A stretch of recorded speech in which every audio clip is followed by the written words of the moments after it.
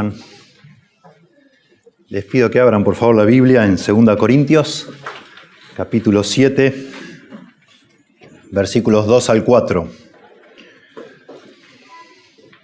Un texto bien interesante. Parece un asunto personal entre Pablo y los corintios, pero es palabra de Dios. Y creo que podemos sacar muchas enseñanzas para nosotros. 2 Corintios 7:2 dice: admitidnos, a nadie hemos agraviado, a nadie hemos corrompido, a nadie hemos engañado. No lo digo para condenaros, pues ya he dicho antes que estáis en nuestro corazón para morir y para vivir juntamente. Mucha franqueza tengo con vosotros, mucho me glorío con respecto de vosotros. Lleno estoy de consolación, sobreabundo de gozo en todas nuestras tribulaciones.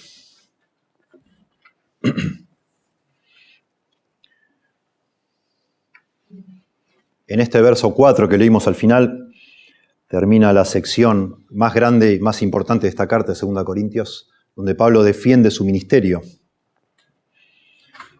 Y estos versículos 2, 3 y 4 de 2 Corintios 7 nos ayudan mucho a entender la carta de 2 Corintios. A entender qué es lo que está pasando entre Pablo y esta iglesia que no lo acepta. Pero nos ayuda mucho a nosotros también. Muchísimo nos ayuda, porque es muy común que en una iglesia haya personas que no acepten a sus pastores, a sus líderes. Y es muy común que a veces nosotros, en algún momento de nuestra vida, no aceptemos la autoridad o el ministerio de alguno de nuestros líderes. La rechacemos, la cuestionemos. Es más común de lo que pensamos, de lo que nos imaginamos. La gente tiene expectativas irrealistas de lo que debe hacer un pastor. Demasiado esperan de un pastor. No expectativas bíblicas. La Biblia usa mucho la analogía de un pastor y ovejas para referirse al liderazgo. La usa la Biblia para referirse al gran pastor que es Jesucristo, como el Mesías esperado, y después, como leímos recién en Juan 10, se nos muestra lo que es un verdadero pastor en la vida de Jesucristo. Él conoce a sus ovejas lo oyen y lo siguen. Él conoce cada una por nombre. Su vida da por las ovejas, Él las protege, Él les enseña, Él las cuida de peligros, Él las guía, las lidera. Eso es lo que debe hacer un pastor. El gran pastor de las ovejas es lo que hace Jesús. Y en la Biblia se habla que un pastor, principalmente en una iglesia, los pastores deben, por supuesto, cuidar al rebaño, alimentar y cuidar al rebaño. Y eso lo hacen a través de la palabra de Dios, como vemos en el libro de Hechos, capítulo 6, y oraciones. Orando y enseñando y estudiando y preparándose para subir al púlpito y enseñar con autoridad, con la certeza de que lo que el pastor está diciendo es lo que Dios dice. Sin embargo, las personas esperan más, mucho más. Dice un hombre llamado Deron Biles, en un libro llamado Ministerio Pastoral, en el capítulo que él escribe llamado El ministerio de un pastor. Dice este señor: ser un pastor es un trabajo duro. Las responsabilidades parecen interminables. Hace algún tiempo armé una lista de todas las cosas que se espera que haga un pastor. La lista sigue creciendo, pero esto es lo que hasta ahora yo tengo, dice él. Se espera que un pastor predique, enseñe, ore, equipe, dé visión a la iglesia, aconseje, dirija al personal, si tiene la iglesia otros empleados, dirija a su familia, estudie, conduzca bodas y funerales, dedique bebés, bautice, sirva la cena del Señor, modere en distintas reuniones, asista a funciones denominacionales, asesore a los comités, administre las relaciones públicas de la iglesia, dirija a la comunidad en la reforma social, visite a los enfermos y desconsolados, visite a los perdidos y a los interesados en unirse a la iglesia y a los problemáticos también. Además, proporcionen liderazgo y orientación. Pero eso no es todo, dice este hombre. Además de lo que se espera que hagan los pastores, también hay una lista no escrita de expectativas con respecto a lo que debiera saber un pastor. Se espera que tenga conocimiento, tal vez incluso hasta que sean expertos, en teología, hermenéutica, retórica, lógica, música, arquitectura, administración, liderazgo, gerenciamiento, finanzas, educación, resolución de conflictos, alabanza, consejería, medicina, asuntos legales, ética, política, cultura secular, ingeniería, acústica, estética, gerontología, crianza de los hijos, apologética, evangelismo, protocolo y ceremonial, oración, que conozca la Biblia, por supuesto, eventos actuales, historia, religiones y sobre denominaciones. Bueno, difícil que la gente esté contenta con un pastor, ¿verdad? Con todo lo que espera las personas de un pastor. Muy difícil. Contento de predicar esto, de enseñar este pasaje, porque estamos en un momento hermoso en la iglesia. Yo no he escuchado ninguna cosa tremenda en contra ni de Hugo ni mía. Así que nadie puede estar pensando, ¿por qué está hablando de esto? Por nada, porque estamos enseñando 2 Corintios y porque la iglesia debe ser madura. En la iglesia debemos todos crecer, ya no ser como niños, dice Pablo, y ser maduros en nuestra forma de pensar. Y como iglesia debemos estar siempre velando para que cuando surjan problemas sepamos manejarlos correctamente. Y es uno de los problemas más comunes en una iglesia que cada tanto surjan cuestionamientos sobre el pastor. Y no tanto por esto, por expectativas falsas, sino es algo mucho más delicado y más peligroso. Y es porque, por supuesto, la iglesia tiene enemigos. Y el enemigo de nuestras almas quiere destruir la iglesia y la forma de hacerlo es cuestionando a sus autoridades, por supuesto. Interesante si podemos en nuestra mente pensar cuáles son no las obligaciones ya de un pastor según la Biblia, sino las obligaciones de una oveja según la Biblia. Y hay obligaciones para las ovejas. No es que hay una lista tan larga, pero hay. Y de esto yo creo, detrás de este pasaje está este asunto de lo que debe hacer una oveja. Allá en el libro de Hebreos, capítulo 13, verso 17, dice el autor de Hebreos, obedeced a vuestros pastores y sujetaos a ellos, dice el autor de Hebreos. Porque ellos velan por vuestras almas. Ahí está una de las responsabilidades del pastor, velar por las almas de las personas. Como quienes han de dar cuenta. Los pastores un día van a dar cuenta de cómo hicieron su pastorado. Los líderes dentro de la iglesia del Señor, todos los que algún día se nos ha dado el privilegio de liderar, de enseñar públicamente, tenemos que dar cuenta. Por eso Santiago dice que no os hagáis maestros muchos de vosotros, sabiendo que recibiréis mayor condenación. Es muy tentador desear ser un líder, pero eso implica una gran responsabilidad. Y dice acá que van a dar cuentas. Y continúa en Hebreos. ¿Por qué hay que obedecer y sujetarse a los pastores? Dice, para que lo hagan con alegría, no quejándose, porque esto no os es provechoso. Muy interesante la última línea. Porque esto no os es provechoso. A las ovejas no les es provechoso. No les produce ningún beneficio, es la idea. Estar cuestionando a sus pastores. Cerrar el corazón. Tu corazón, eventualmente el mío, porque yo tengo pastores también, y si no los tengo debería buscarlos. Que nosotros creyentes cristianos lleguemos al punto en que no seamos enseñables, que nuestro orgullo haga que cerremos nuestro corazón a las personas que Dios ha puesto sobre nosotros para guiarnos, para enseñarnos, instruirnos y eventualmente confrontarnos, nos pone en una situación muy peligrosa, como cristianos que somos. La semana pasada hablamos de la santificación, de cómo Dios utiliza medios para santificarnos, para transformarnos a la imagen de Cristo. Uno de esos medios son los líderes que Dios ha puesto. Ellos velan por nuestra alma. Pablo explica a los Gálatas, hijitos míos, por quienes vuelvo a sufrir dolores de parto hasta que Cristo sea formado en vosotros.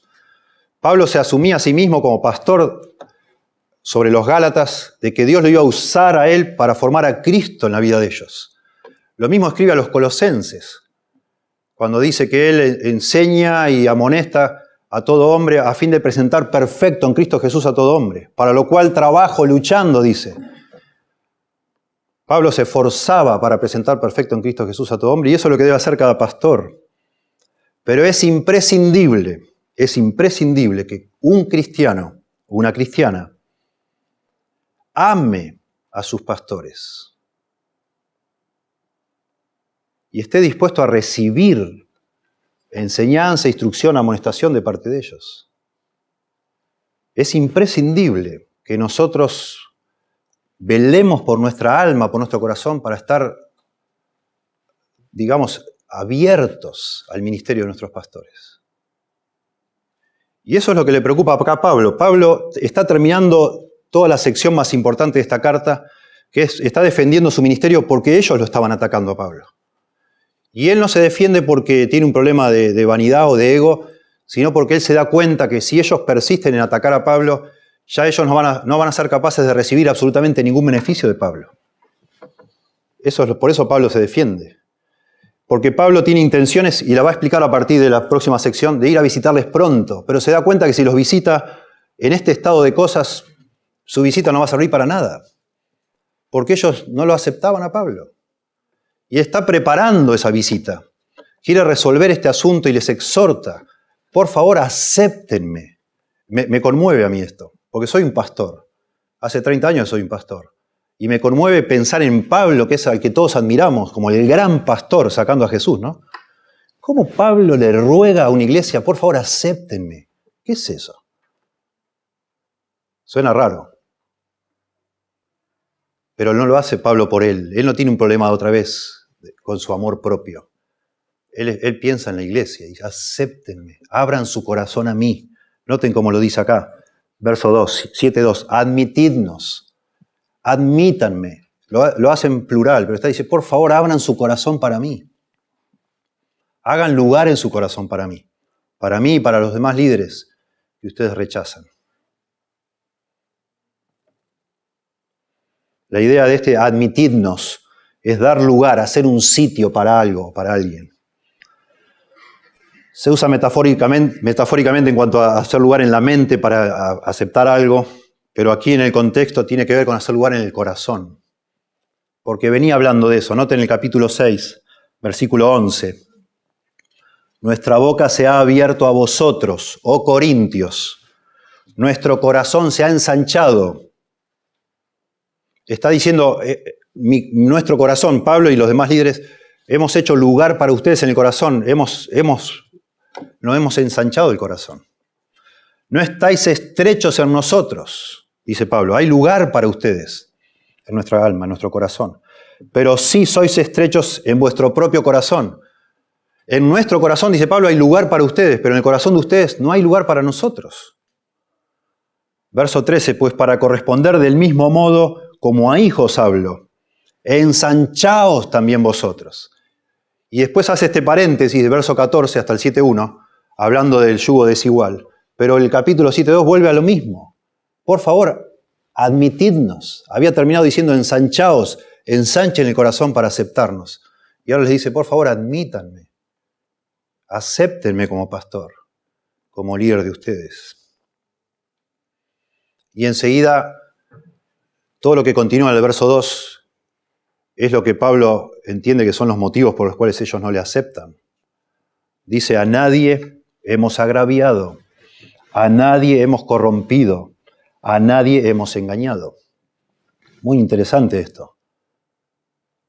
Se ve que los creyentes, los hermanos en Corinto estaban convencidos que Pablo los había agraviado, los había corrompido, los había engañado. Pablo dice, ¿cuándo? Yo no lo hice. Agraviar tiene la idea de maltratarlos, cometer injusticias contra alguien, dañarlos. Yo no los dañé, nunca los maltraté.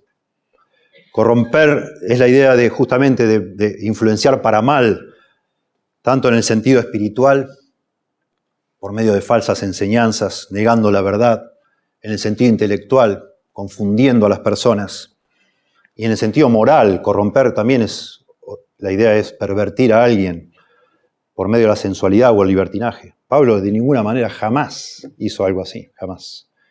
Y después la tercera palabra que usa acá es engañado. A nadie hemos engañado. Bueno, los corintios pensaban que Pablo los había engañado por interés económico. Impresionante. Vayan por un momento a capítulo 12 de 2 Corintios para ver eso. 2 Corintios capítulo 12, versos 14 al 21.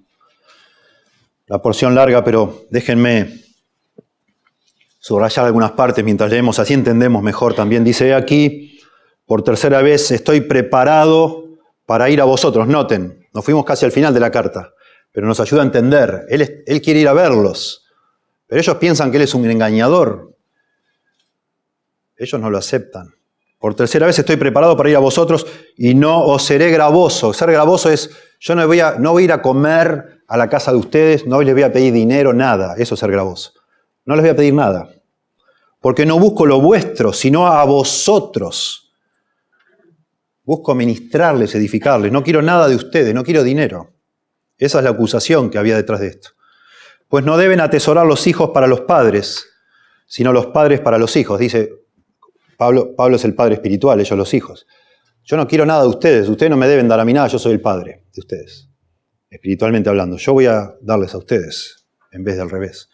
Y yo con el mayor placer gastaré lo mío, y aún yo mismo me gastaré del todo por amor de vuestras almas. Noten lo que sigue. Aunque amándoos más, sea amado menos. Esto es lo que ya venía sucediendo hace tiempo.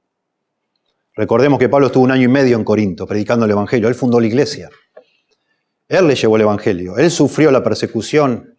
Él dio su vida por ellos.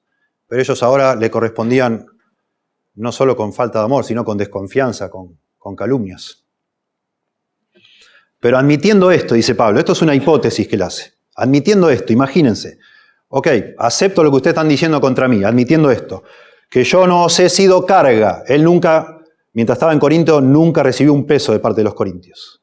Otras iglesias lo sustentaron a él y él trabajó para estar ahí. Los corintios nada le dieron. Admitiendo esto, que yo no os he sido carga, sino que como soy astuto, eso es lo que decían ellos, os prendí por engaño. Noten lo que decían. Es verdad, cuando él estuvo acá no nos pidió nada, nunca nos pidió comida, nunca nos pidió nada, pero nos engañó, porque después por medio de otros sí nos pidió. Porque Pablo estaba recogiendo una ofrenda para llevar a Jerusalén, para la iglesia de Jerusalén, que por causa de la persecución no tenía nada. Y estaban acusando a Pablo de que eso en realidad era un engaño, era para él la plata, el dinero. Entonces Pablo está haciendo una hipótesis. Ok, vamos a hacer de cuenta que ustedes tienen razón. Yo cuando estaba con ustedes nunca les pedí nada y ahora, porque soy muy astuto, los engañé por medio de otros. Y noten cómo sigue. Verso 17. ¿Acaso os he engañado por alguno de los que he enviado a vosotros? Rogué a Tito y envié con él al hermano. ¿Os engañó acaso Tito? ¿No hemos procedido con el mismo espíritu y en las mismas pisadas? Eran todo mentiras. La palabra ahí engaño, engañado, engaño es la misma que usa acá. A nadie he engañado. En el pasaje que estamos considerando. Verso 19. ¿Pensáis aún que nos disculpamos con vosotros? Delante de Dios en Cristo hablamos y todo, escuchen esto, y todo muy amados para vuestra edificación. Esto era lo que le preocupaba a Pablo, edificar a estas personas. Esto es lo que le preocupa a un verdadero pastor, edificar su iglesia, la iglesia donde Dios le puso. Pero un pastor no puede edificar personas que lo rechazan. ¿Cómo va a hacerlo? ¿Cómo un pastor? Porque un pastor edifica a las personas enseñándoles, amonestándoles. ¿Cómo va a edificar un pastor una persona que en su corazón sospecha de las intenciones de ese pastor? ¿Cómo lo va a hacer? Es imposible. Por eso es muy importante que una iglesia, como decimos, es imprescindible, que una iglesia ame, acepte a su pastor y reciba con gozo la enseñanza y la instrucción de parte de su pastor o pastores. Si la iglesia tiene la bendición de tener varios pastores. Verso 20. Pues me temo, esto lo leo para dar contexto. Noten, pues me temo que cuando llegue en esa tercera visita, no os halle tales como quiero, y yo sea hallado de vosotros cual no queréis, que haya entre vosotros contiendas, envidias, iras, divisiones, maledicencias, murmuraciones, soberbias, desórdenes. Si yo voy a visitarle y esa es la condición, ¿qué voy a lograr con ustedes? Nada. Que cuando vuelva me humille Dios entre vosotros y quizás tenga que llorar por muchos de los que antes han pecado y no se han arrepentido de la inmundicia y fornicación y lascivia que han cometido. ¿Ven? Por eso esta porción pequeñita, volviendo al capítulo 7, es muy importante para entender no solo la carta, sino de nuevo para pensar en la iglesia donde Dios nos ha puesto. Tan importante esto, tan importante. Un cristiano, pienso yo, posibles acá, en este texto y en el contexto, posibles razones por las que una oveja no acepte que un pastor le ministre, le edifique. ¿Por qué podrá ser? ¿Por qué hay momentos en nuestra vida que nos negamos a que la persona que Dios puso sobre nosotros nos edifique? ¿Por qué nos cerramos? Bueno, acá hay varias posibles razones. En primer lugar, una posible razón es que estos creyentes en Corinto fueron influenciados por personas con malas intenciones. Y es así cuando pasa en las iglesias hoy en día lo mismo. Un cristiano de alguna manera rechaza a su pastor cuando es influenciado o se deja influenciar por alguien que tiene malas intenciones, que le llena la cabeza, como decimos nosotros. Todos estos tres conceptos que usa Pablo, a nadie, dice acá, hemos agraviado, a nadie hemos corrompido, a nadie hemos engañado, son conceptos que alguien puso en la mente de los corintios. Y lo sabemos por el resto de la carta.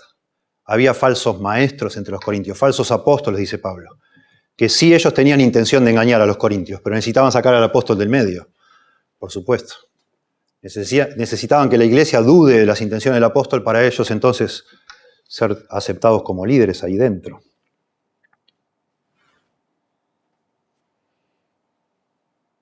Impresionante de pensar. Eso es común en todas las iglesias. Es muy común en las iglesias.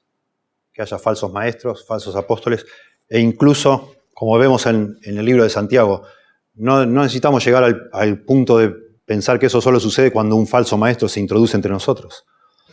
Solo el deseo de liderar de algunas personas, que no es posible satisfacer porque no hay lugar para todos. Allá en la iglesia a las que escribe Santiago, en las iglesias a las que escribe Santiago, dice que se peleaban entre ellos por los puestos de liderazgo. Por eso dice, no os hagáis maestros muchos de vosotros. Y habla todo el tema de la lengua, y después en el capítulo 3 de Santiago, capítulo 4, sigue con el mismo tema. Dice, ¿de dónde vienen las guerras y los pleitos entre vosotros? Estaban peleando por los puestos. Y había personas que se la daban de sabios, y Santiago dice, esa sabiduría es animal, terrenal y diabólica, porque esa sabiduría, supuesta sabiduría de Dios, que te califica para ser un líder, si estás produciendo contiendas, si estás produciendo murmuraciones, calumnias contra los que están liderando actualmente, eso no es sabiduría de Dios, es diabólico eso. La sabiduría de Dios, dice Santiago, es la que produce paz, la que siembra la paz y da frutos de justicia. Eso es sabiduría de Dios.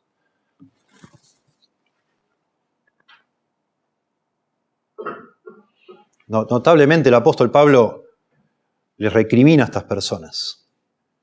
Noten cómo dice el verso 3. No lo digo para condenaros, pues ya he dicho antes que estáis en nuestro corazón para morir y para vivir juntamente. Interesante que Pablo, después que dice, yo no he agraviado a nadie, yo no os he engañado, yo no he corrompido a nadie, y no les digo esto para condenarlos, hermanos. Entonces, ¿para qué lo dice Pablo?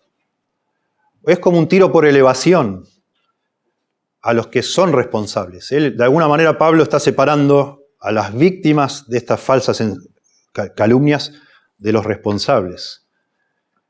Pero Pablo de alguna manera sí, él está tratando de hacer las paces. No está tratando de pelear con los corintios porque les quiere ir a visitar y edificar. Pero de alguna manera Pablo está dolido porque ellos a la vez que rechazan a Pablo, están aceptando a todos estos falsos maestros. Capítulo 11, 2 Corintios, hay una hoja más adelante. Capítulo 11, verso 1. Dice Pablo: ojalá me toleraseis un poco de locura. Sí, toleradme, dice Pablo. Bueno, él habla de locura en el sentido porque se va a jactar, va a hablar bien de sí mismo, y eso es como una cosa mal vista, como locura. Pero interesante porque dice, ojalá me tolerasen, aunque sea un poco de locura, toleradme algo. Estas personas eran intolerantes con Pablo, y a la misma vez eran tolerantes con todos los falsos maestros. Noten cómo sigue, verso 4. Porque si viene alguno predicando a otro Jesús que el que os hemos predicado, o si recibís otro espíritu que el que habéis recibido, u otro evangelio que el que habéis aceptado, bien lo toleráis. A mí no me tolerás nada, dice Pablo. Pero viene cualquier persona enseñando cualquier cosa y lo abrazan y lo aceptan. Versículos 19 del capítulo 11, 19 y 20. Porque de buena gana toleráis a los necios.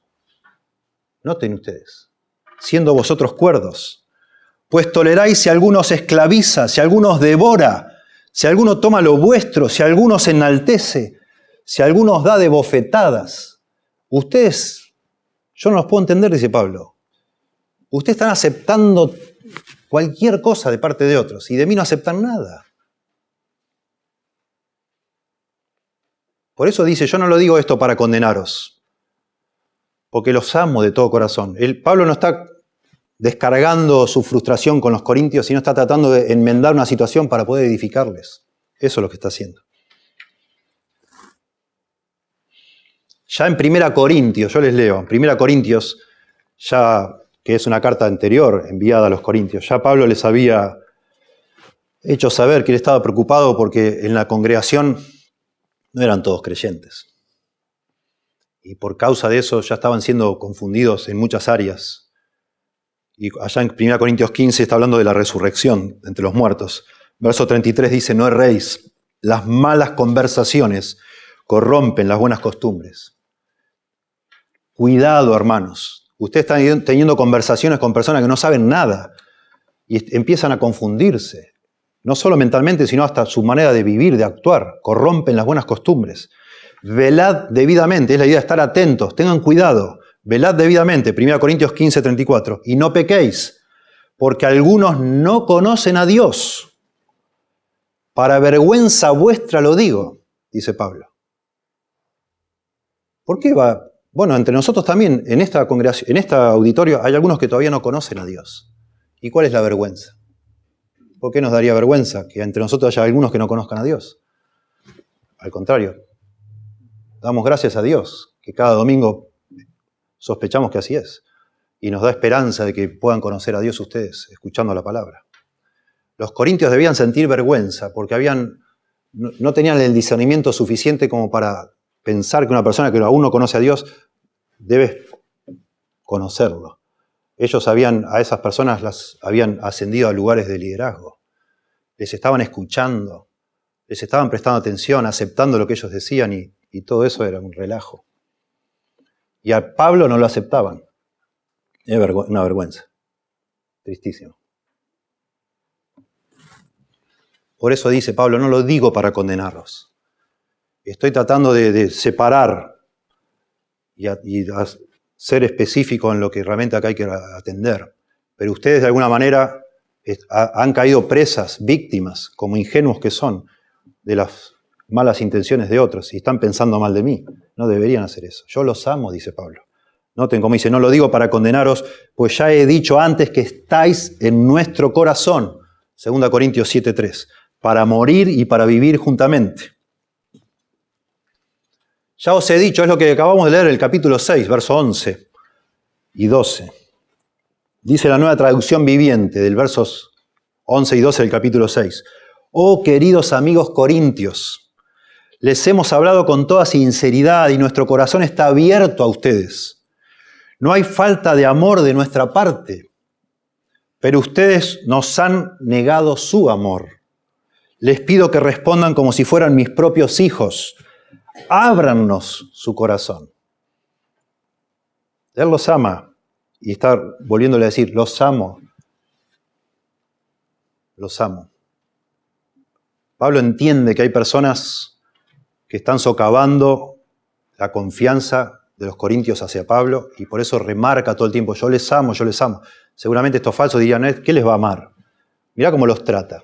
Él no los quiere edificar, los quiere destruir, porque Pablo había hablado severamente con ellos en varias oportunidades, porque había pecado de inmoralidad fuerte en esa iglesia. Bueno, pensando en nuestros contextos, de nuevo, no es tan infrecuente algo así. Un pastor, para cuidar un rebaño, no solo debe enseñar, sino que muchas veces no puede ser un tipazo. Un pastor no puede ser siempre como un abuelito que todo está bien, que reparte caramelos para todo el mundo, no puede ser. Porque en cada congregación, según nos enseñó el Señor Jesucristo, va a haber cizaña, va a haber situaciones que hay que atender, va a haber pecados que hay que parar. Pablo lo dice bien, allá en 1 Corintios 5, ustedes están envanecidos. ¿Cómo se tendrían que haber lamentado por ese pecado? Quitad ese perverso entre vosotros, dice Pablo. Pero ellos estaban aceptando todo tipo de conductas inmorales dentro de la iglesia. Cuando un pastor está siendo objeto de sospecha dentro de una iglesia y tiene que hacer lo que debe hacer, que es frenar cierta maldad, muchas veces eso es para muchas personas evidencia que ese hombre no les ama. Porque ¿cómo va a hablar así? ¿Cómo se va a comportar así? Tenemos que ser maduros, hermanos. Gracias a Dios, de nuevo, acá no está pasando nada. En este momento sí han pasado muchas cosas en el pasado. La semana que viene puede pasar algo. Siempre tenemos que estar atentos, por supuesto. Un creyente es capaz, una oveja es capaz de rechazar a su pastor por la influencia de personas malintencionadas. Y nuestro corazón, el de cada uno de nosotros, aún ya creyentes y salvos, no siempre es recto, no lo es siempre.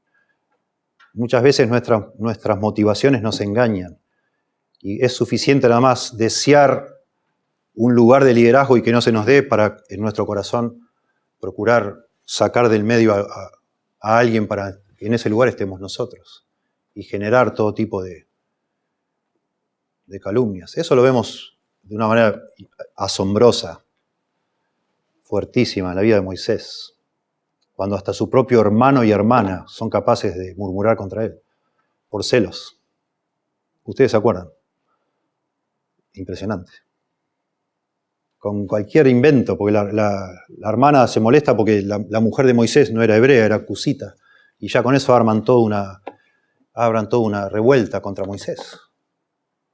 Coré, ¿se acuerdan ustedes de la rebelión de Coré? Arma toda una revuelta porque el hombre era un don nadie, por decir así. Tenía una responsabilidad menor, pero él quería el puesto de liderazgo. Y empieza a arrojar sospechas sobre Moisés. Todo el tiempo pasan esas cosas. Es la naturaleza humana. Así somos. Así somos. Por eso hay que estar muy atentos de personas malintencionadas, de personas que en algún momento se infiltran en una iglesia, porque se infiltran, o estaban entre nosotros y en algún momento de sequía espiritual, vaya a saber, de insatisfacción, empiezan a pensar que si tuvieran tal o cual lugar en la iglesia estarían más contentos. Y empiezan a luchar por eso, a pelear por eso, a buscar eso, como dice en Santiago. De una manera diabólica, porque es diabólico. En segundo lugar, y esto por el contexto, un cristiano llega a rechazar a su pastor cuando su orgullo está herido. Y Pablo lo sabe. Verso 4 dice, mucha franqueza. Noten, notablemente acá deja de hablar en plural y empieza a hablar en singular, Pablo. Todo el tiempo venía hablando de nosotros, y ahora habla él en singular. Mucha franqueza tengo con vosotros, verso 4, 7:4. Mucho me glorío con respecto de vosotros. Lleno estoy de consolación, sobreabundo de gozo en todas nuestras tribulaciones. Muy positivo acá, Pablo. Este es el verso final de toda esta sección, y acá este cambio de primera del plural a primera del singular marca una división notable a una nueva sección de la carta. Y Pablo ahora está celebrando lo que más le preocupaba a Pablo de los Corintios, si bien había muchos problemas ahí, era saber que él los había entristecido por haber condenado el pecado de inmoralidad que había en esa iglesia. Y esa tristeza que les produjo por la confrontación tan fuerte fue de alguna manera motivo para que Satanás ganara ventaja. Y ellos heridos rechazaran a Pablo. Y él ahora dice que está orgulloso de ellos, que está confiado en ellos, que tiene gozo, porque sabe, y es lo que va a hablar a continuación y veremos otras semanas más adelante, pero él sabe que ellos se han arrepentido. Y eso es lo que más le preocupaba. Dice la Biblia de las Américas, mucha es mi confianza en vosotros, tengo mucho orgullo de vosotros, lleno estoy de consuelo y sobreabundo de gozo en toda nuestra aflicción. Notable que de golpe se ponga tan positivo Pablo, pero empieza a explicar a continuación que esa razón de que él está tan contento es que Tito, cuando se encontró con él, le dio el informe de que se habían arrepentido los corintios. Con esa carta que les había entristecido antes, produjo una tristeza que es para arrepentimiento, dice. Noten ahí verso 8, de 2 Corintios 7:8. Porque aunque os contristé con la carta, no me pesa, aunque entonces lo lamenté. Noten esto ustedes. Sepan leer entre líneas, aunque hay otros textos que refuerzan esto. Noten, en su momento lo lamenté. Somos muy débiles nosotros, todos. Como ustedes, todos los que están acá que son papás y mamás, saben, pueden entender un pastor. ¿Cuántas veces uno convencido de que un hijo debe ser reprendido? Que un hijo, se le debe parar el carro a un hijo, uno lo hace lo que debe hacer, pero después lo lamenta. Porque eso afecta la relación con tu hijo a veces, por un tiempo. ¿Cuántas veces nosotros terminamos de retar a uno de nuestros hijos y sabemos que había que hacerse eso, debía hacerse, sabemos que es correcto, pero en nuestra inseguridad decimos, qué problema, ¿eh? Ahora yo no esperaba esto, ahora me espera una semana complicada. Y estás a lo mejor varios días sin tener una linda relación con tu hijo o tu hija. Y lo lamentás y te duele y hasta te cuesta dormir. Bueno, esa es la vida de un pastor, muchas veces. Es la vida de un pastor. Y Pablo lo muestra acá. Pablo sufría hambre, sufría frío, sufría todo, pero lo que más se agolpaba sobre su corazón, dice, es la preocupación por las iglesias. Él sufría por las personas, porque Dios puso eso en su corazón, tener un peso por los demás. Y él mandó una carta a estos hermanos para que se arrepientan y les llega la noticia que estas personas están tristes, les dolió un montón, se ofendieron. Y no está seguro si se van a arrepentir o no, sabe solo que se ofendieron. Y eso lo tiene mal, lo tiene muy mal. Y dice verso 9, ahora me gozo, porque ahora sé que se arrepintieron. Lo explica un poquito antes. No porque hayáis sido contristados, sino porque fuiste contristados para arrepentimiento. Pues habéis sido contristados según Dios, para que ninguna pérdida padecieseis por nuestra parte. Noten un poquito en el capítulo 2, vayan para atrás, por favor, 2 Corintios. Esto es muy importante, tiene todo que ver con nosotros. Todo que ver con nosotros. Tratemos de entender lo que pasa acá y después pensamos en cada uno de nosotros. Capítulo 2, verso 1 al 4. De nuevo, Pablo, acá empieza, en el capítulo 2 empieza la sección que termina en el capítulo 7. Él sabe que los corintios están dolidos con él. Él sabe. Esto pues determiné para conmigo, dice Pablo, no ir otra vez a vosotros con tristeza. Porque si yo os contristo otra vez, ¿quién será luego el que me alegre, sino aquel a quien yo contristé? Y esto mismo os escribí para que cuando llegue no tenga tristeza de parte de aquellos de quienes me debería gozar. Noten, ahora en el capítulo 7 está diciendo que se goza. Pero en el capítulo 2 todavía está explicando por qué. Él está explicando por qué todavía no fue a la iglesia de Corinto. Él iba a ir, pero no fue. Y eso fue motivo para que lo acusaran de que no los amaba, los falsos maestros. Dice, este hombre, mirá, dijo que venía y no viene nada. ni sabe lo que está haciendo. Este hombre cambia todo el tiempo, es un hombre inseguro y aparte no los ama. Mirá, ya hubiera venido si no. Dice, no quise ir a ustedes, no quise ir. Así en estos términos no. Porque por la mucha tribulación, verso 4, y angustia del corazón os escribí con muchas lágrimas, no para que fueseis contristados, sino para que supieseis cuán grande es el amor que os tengo. Después vamos a leer otro pasaje, pero los falsos maestros decían que Pablo no los quería edificar a los corintios, sino destruir por ser tan severo. Pablo dice, no, de ninguna manera. Necesitaban ustedes corrección. Necesitaban corrección. Como un hijo necio, que después que el padre le dice, no lo vas a hacer, a la noche, no sé, se escapa. Supuestamente porque papá no me ama, porque no me deja hacer lo que quiero hacer. Porque no le conviene. Pero en su necedad no lo puede entender. Muchas veces un adolescente. Bueno, así está esta iglesia inmadura. Verso 10.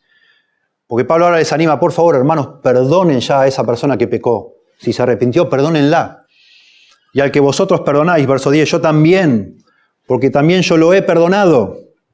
Si algo he perdonado por vosotros, lo he hecho en presencia de Cristo. Noten verso 11. Para que Satanás no gane ventaja alguna sobre nosotros, pues no ignoramos sus maquinaciones. Tremendo todo esto. Y voy a leer otros textos de Proverbios de otros lugares, pero así es nuestro corazón, nuestro orgullo. Ya no somos adolescentes la mayoría de nosotros, pero seguimos siendo orgullosos. Y en general a ninguno de nosotros nos gusta que nos corrijan, que nos reprendan, que pongan los puntos sobre las íes. Y hoy vos podés estar amando a tu pastor y quizás la semana que viene cuando tu pastor te llame y te hable y te diga algo que no te gusta escuchar, a partir de ese momento, en tu corazón ofendido, triste, empieza a haber lugar para que el diablo tome ventaja. Porque el diablo toma ventaja. Por eso dice, airaos pero no pequéis, no se ponga el sol sobre vuestro enojo, ni deis lugar al diablo. Esa es la idea de resentimiento, esa amargura que te queda en el corazón, como diciendo, ¿y por qué a mí? ¿Y por qué a este no le dicen nada? ¿Y por qué esto? ¿Y por qué lo? Y tu orgullo está ahí hirviendo, y el mío, yo conozco de lo que estoy hablando por mi corazón, claramente. Porque yo también tengo pastores encima mío, yo también tengo líderes encima mío, y a veces me reprenden, y me duele. Claro que me duele. Y me ofende. Y digo, ¿y por qué me dice esto? ¿Y qué se cree que es? ¿Y qué sabe? ¿Y qué sabe lo que me está diciendo? Se tiró a adivinar. Y empieza uno a pensar mal. ¿O no? Claro que sí. Y se suma al orgullo, se suma a Satanás. Porque por eso mete acá a Satanás, Pablo. No ignoramos sus maquinaciones. Por favor, perdonen ya a esa persona y listo, sigan adelante. No le guarden rencor, porque ahí va a aprovechar el diablo. Bueno, el diablo se estaba haciendo un picnic en esta iglesia de Corinto. Por esta carta triste y todo eso, y más falsos maestros. Un cristiano cierra su corazón, puede cerrar su corazón contra las personas que Dios puso para que cuiden de su vida, para que colaboren en su santificación, solamente por el orgullo. Por personas que influencian desde afuera, malintencionados, y también por nuestro propio corazón, que está predispuesto a pensar mal de los que nos corrigen. Capítulo 28, verso 1 de Proverbio dice, huye el impío sin que nadie le persiga. Huye el impío sin que nadie le persiga.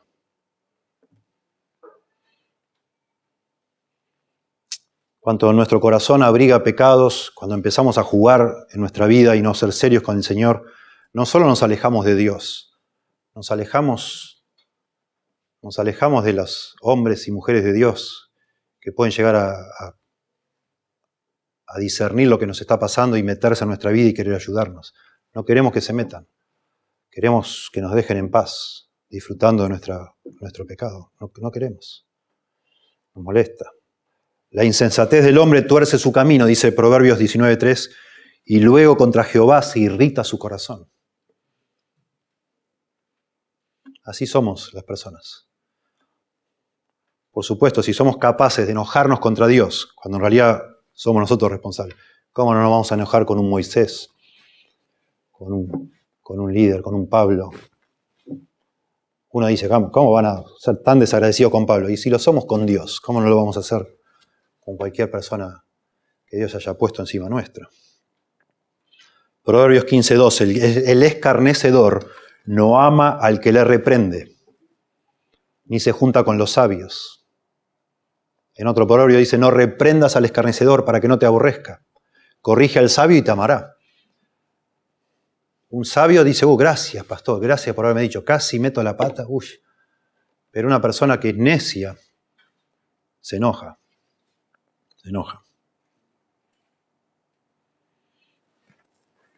Dice el autor de Hebreos, capítulo 3, mirad hermanos, verso 12, mirad hermanos, que no haya en ninguno de vosotros corazón malo de incredulidad para apartarse del Dios vivo. Antes exhortaos los unos a los otros cada día, entre tanto que se dice hoy, para que ninguno de vosotros se endurezca por el engaño del pecado. De nuevo, interesante cómo es abarcativo. Ninguno de vosotros, mirad hermanos, cada uno por vosotros mismos y por todos los demás. El pecado nos endurece, nos engaña. Hoy que pensábamos que a mí esto nunca me va a pasar, yo me la paso leyendo la Biblia, yo amo al Señor, yo soy un líder, yo soy esto, soy lo otro. Bueno, en cualquier momento el pecado te engaña. Y cuando querés acordar, estás lleno de resentimiento contra alguien que Dios puso encima tuyo. Porque así es nuestro corazón. Así es nuestro corazón. El diablo mismo, siendo de todos los seres que Dios creó el más excelente, dice la Biblia, se rebeló contra Dios porque no quiso tener una autoridad sobre sí mismo. Quiso ser él igual a Dios. Así somos. Ese es el germen de todo pecado, es querer ser igual a Dios, querer, déjame ya, yo hago lo que quiero. Juan 3:19 dice Jesús, y esta es la condenación, que la luz vino al mundo, y los hombres amaron más las tinieblas que la luz, porque sus obras eran malas. Porque todo aquel que hace lo malo aborrece la luz y no viene a la luz, para que sus obras no sean reprendidas. Mas el que practica la verdad viene a la luz, para que sea manifiesto que sus obras son hechas de Dios. Todo textos solo reforzando la misma idea, que nosotros somos capaces en algún momento de nuestra vida de cerrar nuestro corazón, endurecernos y rechazar. Rechazar a Dios y rechazar autoridades que Dios ha puesto y que en algún momento amamos y que de pronto hasta son nuestros padres espirituales, como era el caso de los corintios. Él les habla como a hijos, pero ellos no lo quieren. Porque él se atrevió a decir que estaban tolerando un pecado inaceptable. Miren ustedes.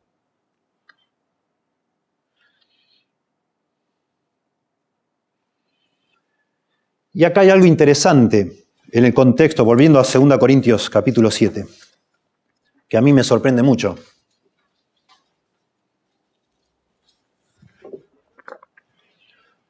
Porque Pablo comienza en el capítulo 6 a decir que ellos abran su corazón para Pablo, que ensanchen su alma, que lo reciban a Pablo, pero parece como que se va por las ramas cuando empieza a hablar, no os unáis en yugo desigual con los incrédulos. Y habla de todo este tema del yugo desigual, y el capítulo 7, verso 2, vuelve al tema de que ensanchen el corazón. Como que esto no es que se va por las ramas.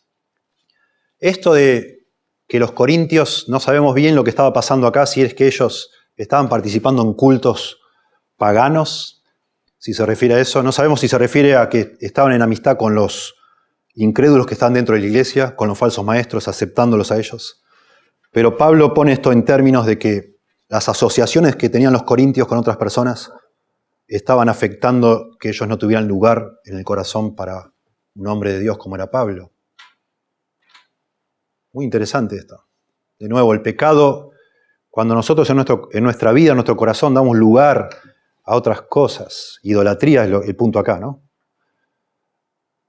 Nuestro corazón se cierra. Buscamos más las tinieblas que la luz. No queremos que nadie se meta con nosotros y rechazamos el ministerio de un pastor fiel. Nos puede pasar todo el tiempo. Yo veo acá, y ya yendo a las aplicaciones, aunque estamos mencionando ya, pero otras que quiero mencionar. Yo veo en todo este pasaje como elementos que se combinan, que pueden pensando yo, no sé, como en la meteorología, que cada tanto se combinan ciertas circunstancias para que se forme, no sé, un tsunami, un tornado. Parece que acá se está formando la tormenta perfecta en una iglesia, con falsos maestros, con personas heridas, Satanás tomando ventaja de esa gente herida, inconversos entre la congregación. Y esas son las condiciones perfectas para una división en una iglesia. Piensen por un momento. Aquí hay inconversos en la iglesia de Corinto. Ya mencionamos 1 Corintios 15. Para vergüenza vuestra los digo, muchos de ustedes no conocen a Dios. Noten acá mismo en el contexto, 2 Corintios capítulo 5, versículo 20. Así que somos embajadores en nombre de Cristo, como si Dios rogase por medio de nosotros, os rogamos en nombre de Cristo, reconciliaos con Dios. Pablo le dice a los corintios, muchos de ellos creyentes, reconcíliense con Dios. Muchos de ustedes no son creyentes, necesitan la salvación. Y en esta aparente digresión del yugo desigual, acá hay entre líneas una exhortación a asegurarse que son todos creyentes. Lo hay.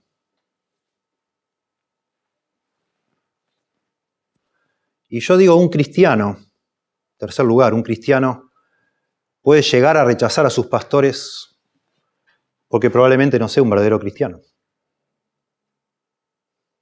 Es lo que está aquí manejando Pablo, esa hipótesis, esa posibilidad. Muchos no son cristianos ahí. Imagínense ustedes, de nuevo, usando al apóstol Pablo como un modelo. ¿Qué cristiano, a quién de nosotros nos hubiera gustado tener al apóstol Pablo como nuestro papá espiritual? Como nuestro pastor. ¿Quién no nos hubiera gustado? ¿No lo admiramos acaso? ¿Cómo puede ser que alguien, teniéndolo a Pablo como su líder espiritual, como su ejemplo, como su modelo, como su mentor, lo menosprecie? Probablemente es porque no es un creyente, no ha nacido de nuevo.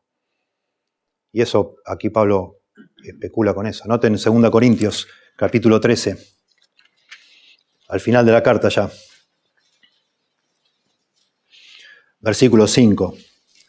Después ya mandó 2 cartas, ¿no? En las 2 cartas todo el tiempo está la posibilidad de que Pablo intuye que está escribiendo a gran parte de no creyentes. Y termina la segunda carta diciendo, examinaos a vosotros mismos, verso 5. Si estáis en la fe, probaos a vosotros mismos. ¿O no os conocéis a vosotros mismos que Jesucristo está en vosotros? A menos que estéis reprobados. Mas espero, noten esto, espero que conoceréis que nosotros no estamos reprobados. Estar reprobado es no ser un creyente. Y oramos a Dios que ninguna cosa mala hagáis, no para que nosotros aparezcamos aprobados, sino para que vosotros hagáis lo bueno, aunque nosotros seamos reprobados, como reprobados. No nos interesa, dice Pablo, no estamos pensando en nosotros, estamos pensando en ustedes. Porque nada podemos contra la verdad, sino por la verdad. Por lo cual nos gozamos de que seamos nosotros débiles y que vosotros estéis fuertes. Así lo veían ellos a Pablo, como débil. Está bien, no me importa, dice Pablo. La verdad es la verdad. Yo soy un hijo de Dios, yo sirvo a Dios, yo ministro delante de Dios, a los ojos de Dios, en el nombre de Dios. Ustedes examínense, a lo mejor ustedes no son de Dios.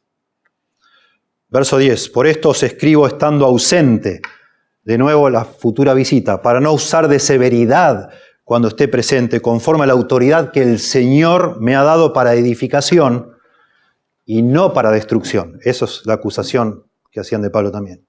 Que se hacía el capanga y les escribía fuerte, se escribía fuerte para lastimarlos.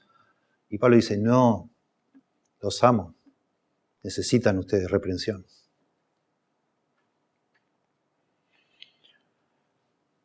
Sin duda, la iglesia tenía muchos problemas, hay problemas importantes acá, hay falsos maestros que están aceptados como si fueran verdaderos. Pablo quería recoger una colecta ahí en Corinto, todavía no lo había logrado hacer. Todavía falta sacar ciertos pecados de la iglesia. Hay problemas en Corinto, hay problemas. Sin embargo, como dijimos en el verso 4 del capítulo 7, Pablo dice, mucha es mi confianza en vosotros, tengo mucho orgullo de vosotros. Lleno estoy de consuelo y sobreabundo de gozo en toda nuestra aflicción. De nuevo, notable, y esto lo digo, me he pasado hablando de las ovejas. Yo como pastor y acá entre nosotros hay líderes, qué precioso, esta es la otra cara de la moneda, qué precioso en medio de tantos problemas que Pablo diga que se siente orgulloso de ellos, que está confiado de ellos, que no haya perdido la esperanza, que no se haya vuelto cínico. Yo hace 31 años que soy pastor y lucho con el cinismo en muchos momentos de mi vida. He luchado con el cinismo. Cuando justamente personas que parece que uno les quiere ayudar a crecer y no crecen y no cambian. Y yo tengo una tentación así, bueno, ya, no va a cambiar nunca. Si ya no cambió, no va a cambiar más. Y me exhorta a mí esto.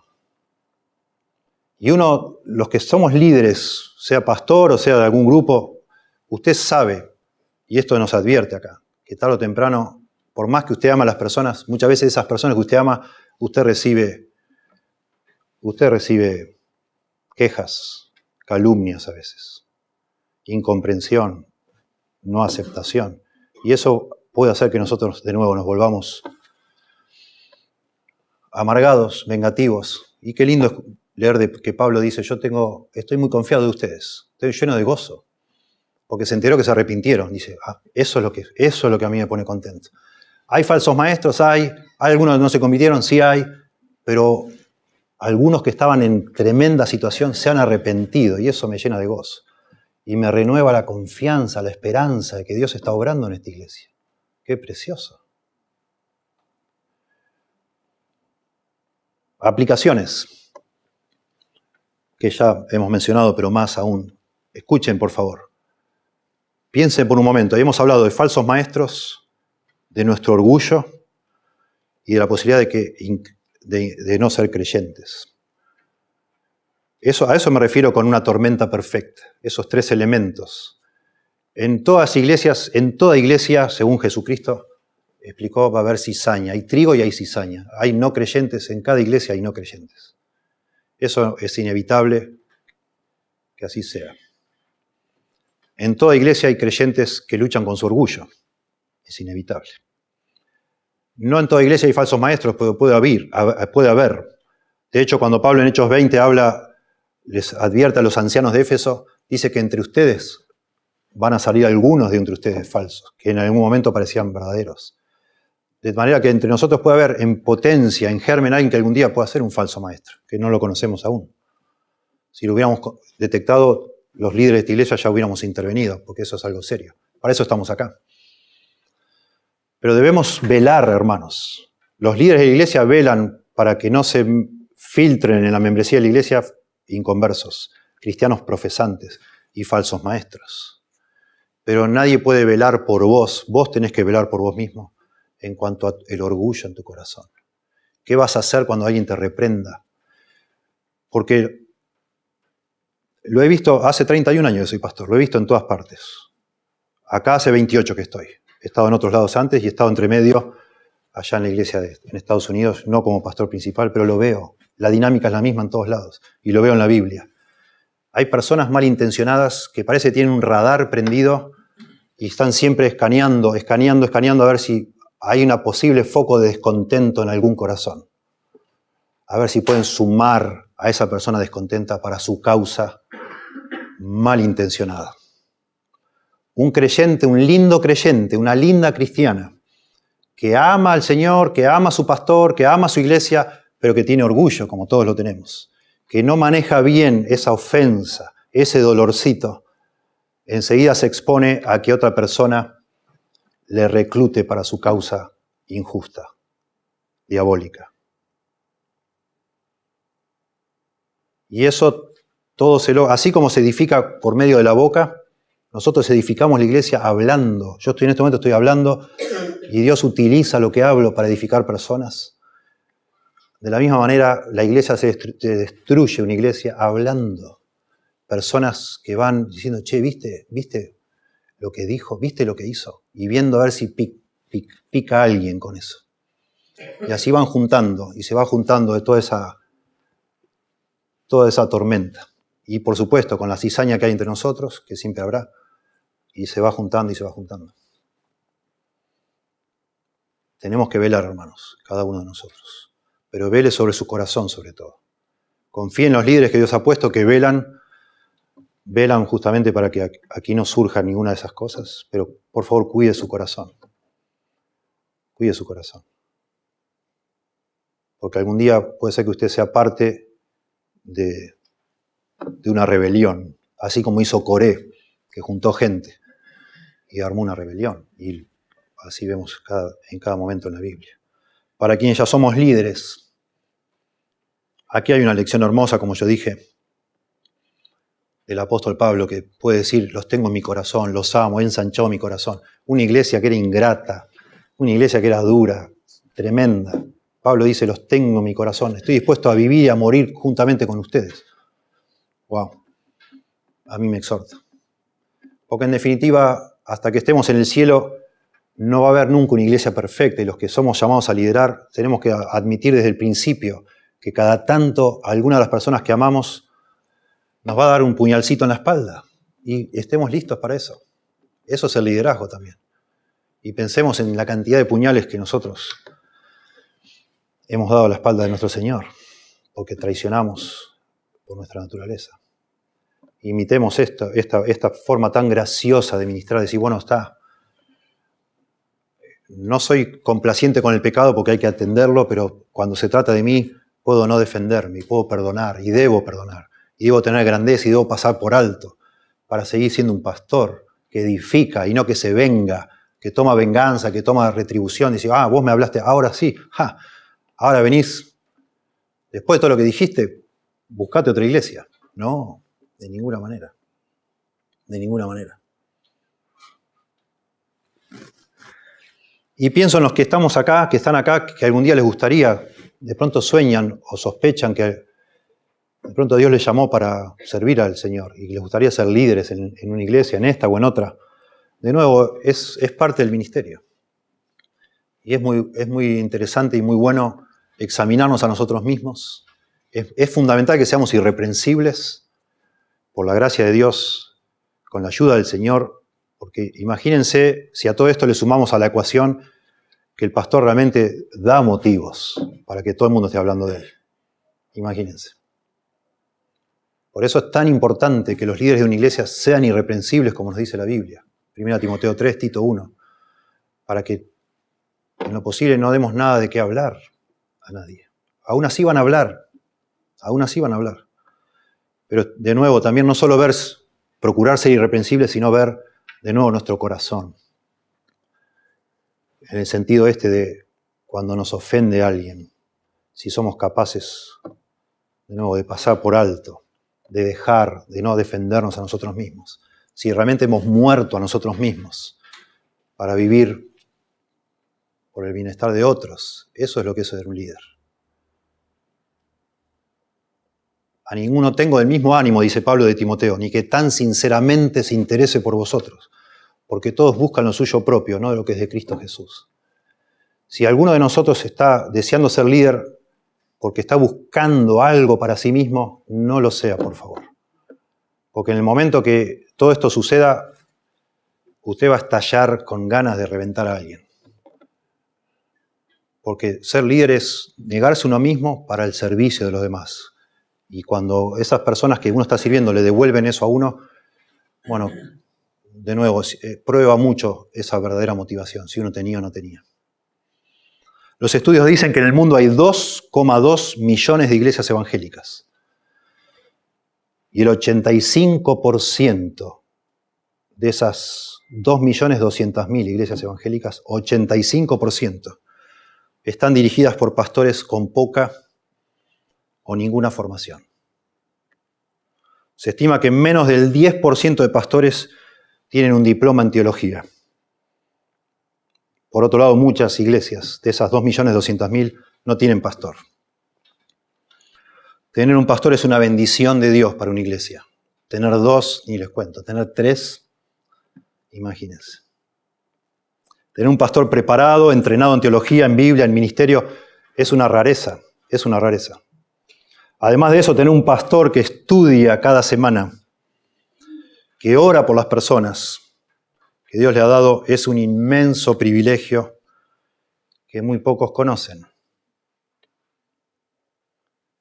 Sin embargo, nada de eso será aprovechado por un creyente que por el motivo que sea, si es por la influencia de otros, malintencionados, por el orgullo no bien tratado, por lo que sea.